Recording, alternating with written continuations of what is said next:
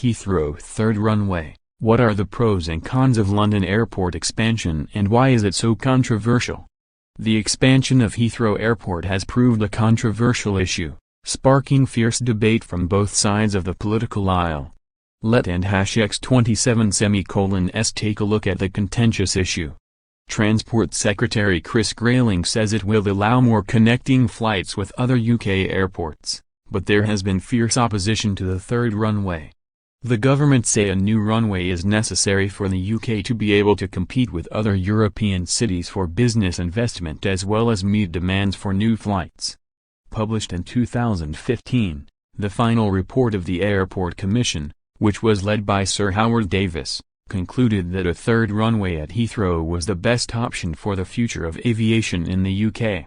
Heathrow is at 98% capacity and Gatwick is expected to run out of space in a few years, which means that London will struggle to keep up with other European airports. This especially affects Heathrow, as Britain and X27's only hub airport it competes with Paris, Frankfurt, Madrid and Amsterdam. They have enough runway capacity for 700,000 flights a year each, but at the moment Heathrow is only permitted 480,000.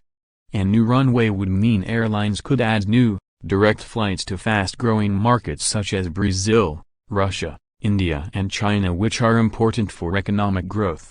The first proposals for further expansions were submitted in 1971 and since then X27's been a long drawn-out process, with several other proposals, acceptances and rejections.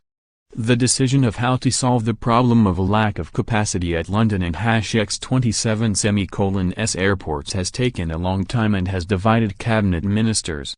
Theresa May has given ministers exceptional and limited freedom to criticize the government and X27's final decision, but they want and X27's be allowed to campaign against it. Downing Street said any ministers wanting to voice their opposition to the plans would have to seek permission from the Prime Minister in advance. Foreign Secretary Boris Johnson and Justine Greening are both bitterly opposed to expanding the West London hub. Boris famously backed Boris Island, plans for a new hub airport on the Thames estuary. He was so against expanding Heathrow that he previously pledged to lie down in front of bulldozers to stop the building. Zach Goldsmith, Tory MP for Richmond Park and North Kingston, resigned when the plans were given the go-ahead. Boris Johnson called the expansion undeliverable. Heathrow claim a new runway will increase the amount of direct and frequent long-haul destinations for passengers, with 40 new locations by 2030. There would also be a greater choice of airlines for passengers and lower fares. Heathrow also say that passengers would benefit from a shorter travel time as a new runway at Gatwick would have increased travel times for a huge percentage of people. According to the Mail Online, by 2030 the average return ticket price could be £300 less with the expansion as competition is increased between airlines. Colin Matthews, Heathrow and X27's former chief executive, told the Mail Online, "Research shows that not building a third runway at Heathrow will add hundreds of pounds to the cost of a family holiday. This burden on the cost of living for families is entirely avoidable.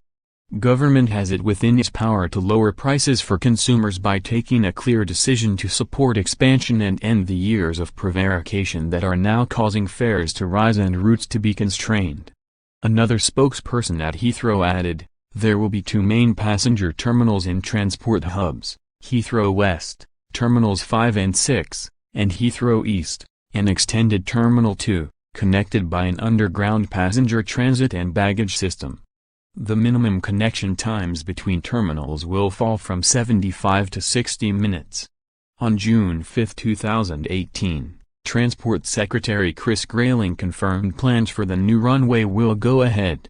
Grayling called the decision a historic moment while announcing £2.6 billion in compensation for residents impacted by the expansion. He told MPs the time for action is now and insisted that the benefits for the development would reach far beyond London. While Grayling said the runway would be a number of years away, he believes it could be completed by 2026. You can WhatsApp us on 078107915002.